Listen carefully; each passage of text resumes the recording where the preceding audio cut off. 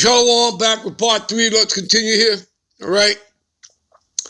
So, again, all right, great mornings, great sorrows, great mornings, the beginning of famine, great death, the beginning of wars, and the powers shall stand in fear, and the beginning of evils. And what shall I do when these evils shall come? And what's an example of that? All right, give me a minute. This is Revelations 12 and 12. Therefore rejoice, ye heavens, and ye that dwell in them. Woe, destruction to the inhabitants of the earth and of the sea. The sea represents the people, the masses. All right? For the devil, and we're not talking about some guy in a red suit with 2 horns, a tail, and a pitchfork. You're talking about Esau, Edom, all right?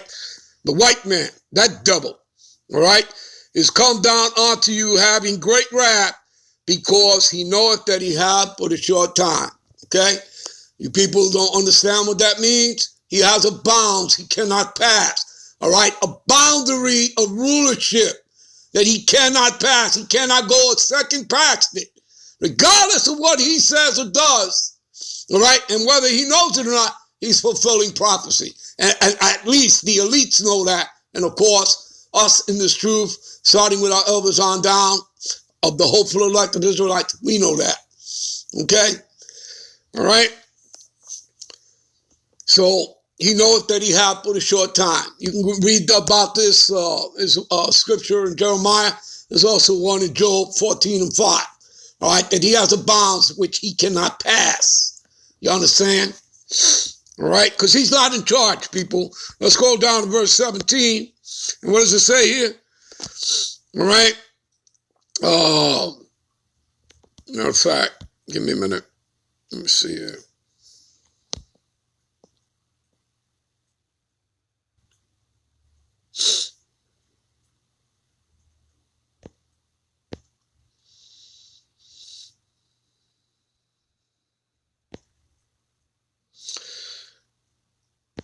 All right, let's see here.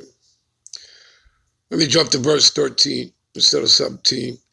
All right, and when the dragon, again, that is representative of Esau, Edom, all right, goes back to the Greco Empire, all right, Drago, okay, which leads you to draconian laws, and that's the highest level you can be is of dragon, all right, okay, and that would be talking about the international banking families, the elites, your cabal, your shadow government. All right. Again, when you're using the scriptures, when it's talking about the daughter of Babylon, and they're talking about the Chaldeans, it's basically talking about their high priests, the Magi's. Okay. Again, the same thing. All right. The international banking families. All right. Your Rothschilds, your Oppenheimers, Rockefellers, etc., etc. All right. So that's who would represent the dragon. You understand? Amalek, the Amalekites, the head tribe of the Edomite. All right. And when the dragon saw that he was cast onto the earth, he persecuted the woman. The woman is Israel. All right. You guys will see that in a moment. Which brought forth the man-child. Okay. And remember that the Lord likens Israel to a woman. Jeremiah 6 and 2. Also, you read about it right here in the 12th chapter here. All right. You'll see that in a moment. And to the woman were given 2 wings of a great eagle, that she might fly into the wilderness, into a place where she was nourished for a time and times and a half, and a time from the face of the serpent. All right. And the serpent cast out of his mouth water as flood after the woman, right? Because, the enemy is going to come in as a flood, all right, with his military, with his army. But the Lord is going to do what? He's going to raise a standard, all right? Okay, and you read that in Isaiah, all right? I believe Isaiah, the 59th chapter, all right?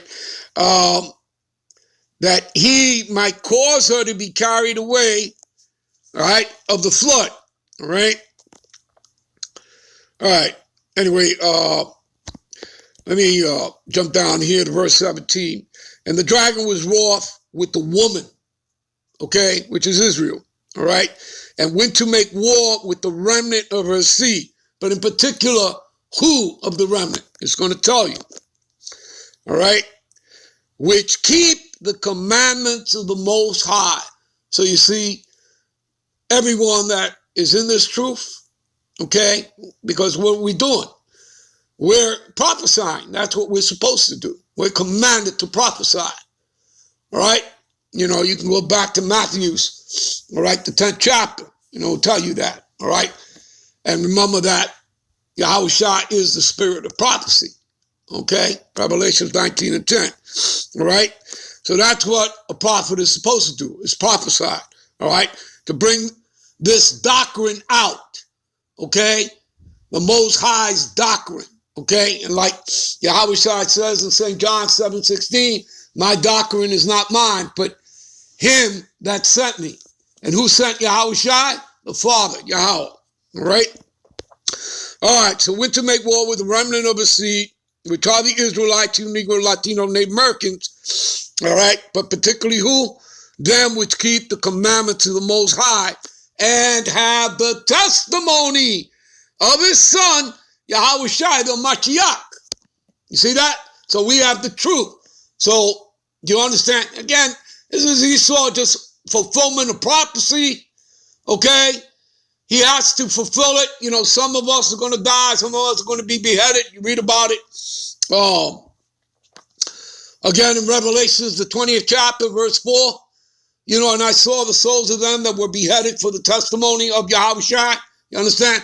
But then, you know, and of course, they would not, you know, they did not, worship, the beast, its image, and they would not, take, the mark, the charagma, all right? So, and they went on to, get new bodies, of course, and live on, forever and ever. It says 1,000 years, but this is the everlasting kingdom, all right? You understand, people?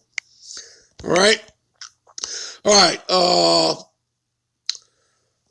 And like I says, all right, proving that it's talking about Israel as a woman. If you scroll up to verse 1 here, it will tell you, and there appeared a great wonder in heaven, a woman clothed with the sun and the moon under her feet, and upon her head a crown of 12 stars. See? The woman is representing the 12 stars, the 12 tribes of Israel. You understand? All right? And again, you read all about it again in Jeremiah 6 and 2, that the Lord likens, Israel as a common, delicate woman. All right? All right, anyway, what else did I want to show you here? All right, there's some more here. Let's go to Revelations.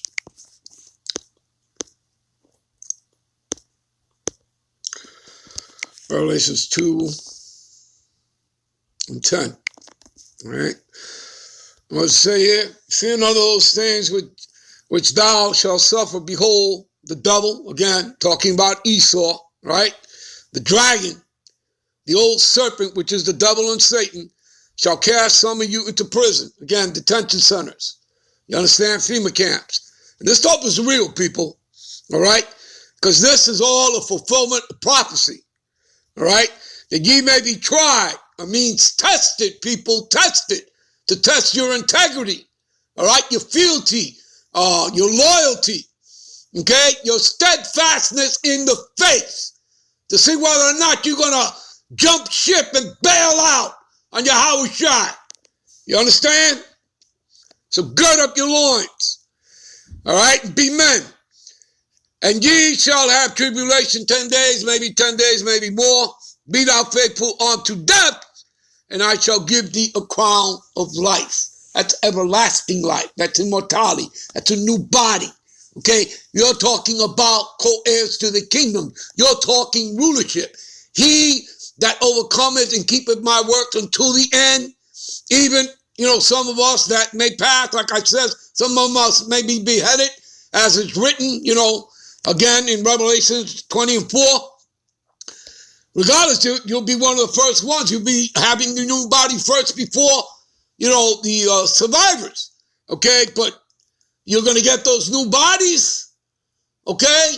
You're going to be co-heirs to the kingdom. You're talking about rulership, and there's going to be an actual physical crown placed on your head by Yahweh Shai. All right?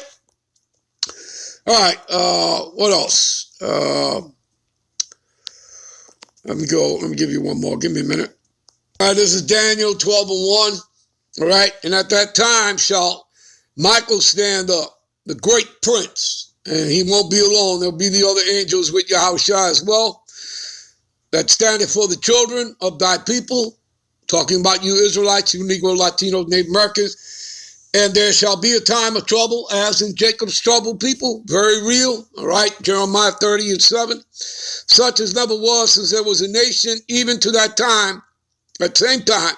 And at that time, thy people, right, shall be delivered. What people in particular? Let's find out. Everyone that shall be found written in the book. What book? The book of life. And only the elect is written in there. And they were chosen before the foundation of the world, before the world began. All right, give me a minute. All right. Again, people, this stuff is to comfort you. All right.